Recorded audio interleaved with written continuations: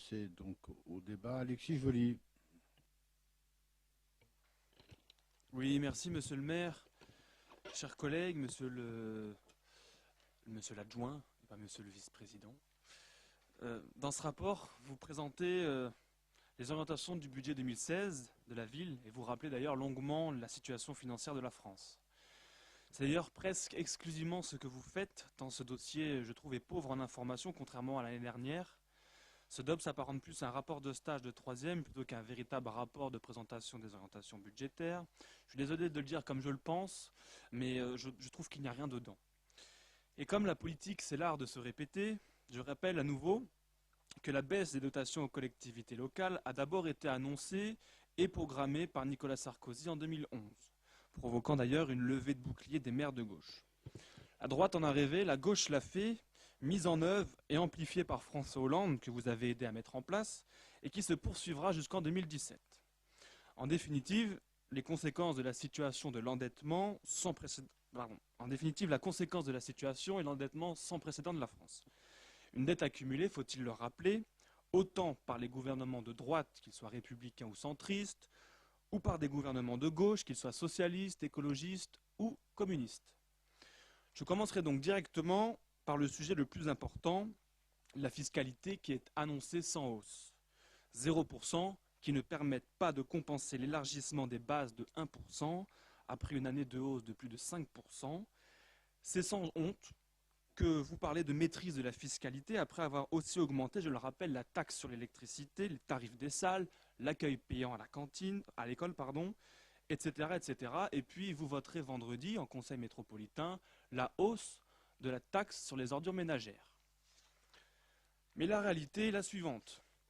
Échirolles figure parmi les communes de la métropole où la taxe d'habitation n'a cessé d'augmenter. Échirolles figure parmi les communes de la métropole où la taxe foncière n'a cessé d'augmenter. Alors n'essayez pas de tromper les quelques faibles esprits, les Échirollois sont conscients de vos mensonges et ils s'en souviendront.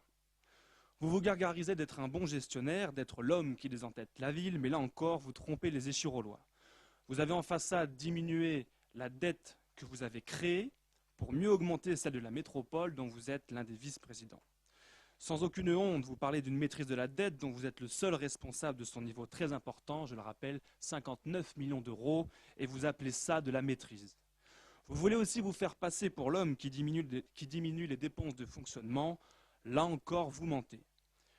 Vous parlez de nouvelle organisation des services, alors même que vous avez de manière irresponsable lors de vos mandats augmenté le fonctionnement de la collectivité et notamment les dépenses en ressources humaines en multipliant le nombre d'agents et en recrutant généreusement.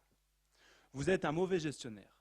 La preuve en est les nombreuses délibérations concernant les admissions en non-valeur qu'une fois de plus, nous sommes les seuls à nous y opposer. En d'autres termes, vous préférez effacer des dettes plutôt que de missionner des agents pour rappeler quotidiennement celles et ceux qui doivent de l'argent à la collectivité.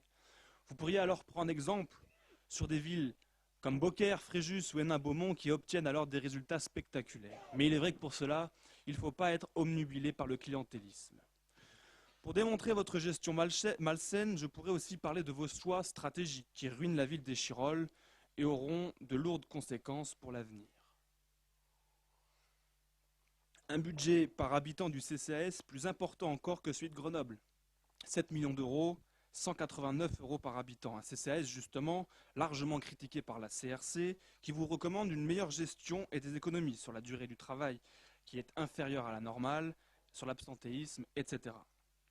Le stand du graphisme, 200 000 euros de subvention pour des dessins, 600 000 ou 800 000 euros de subvention pour la création d'un immeuble, beaucoup d'argent public pour un projet qui, j'aimerais me tromper, n'aura que très peu de répercussions positives sur notre économie. La rénovation urbaine, les politiques de la ville et migratoires qui coûtent combien de millions d'euros à la ville chaque année? À moins que cela ne soit encore une de vos cachotteries, vous-même êtes incapable de chiffrer l'investissement et le fonctionnement de structures qui n'ont fait que favoriser et développer l'islamisme et le communautarisme à Échirolles. Vous n'avez plus d'ambition pour Échirolles, ou seulement celle de gérer au jour le jour les problèmes. Vous avez largement contribué à urbaniser massivement et à saccager les quartiers d'Échirolles. Plutôt que de lancer des projets pour attirer des foyers dits moyens qui paient des impôts, vous continuez de développer le territoire d'Échirolles et métropolitain en l'accent sur des foyers à très faible revenu, alors même qu'un Échirolois sur 2 ne paye pas d'impôts. Vous devriez cesser de penser en électeurs, pensez plutôt en gestionnaires, pensez en foyers fiscaux.